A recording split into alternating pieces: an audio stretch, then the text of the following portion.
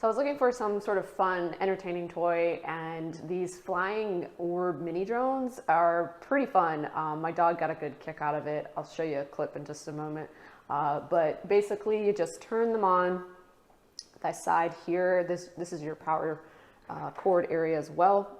I like that it's easily accessible. I like that the button has a nice little switch right here. So when you turn it on, it starts lighting up, and you want to hold it like this and give it a flick. That'll start spinning, and the lights obviously start changing, and you can kind of hover it in your hands, and I'll show you my dog's reaction to it.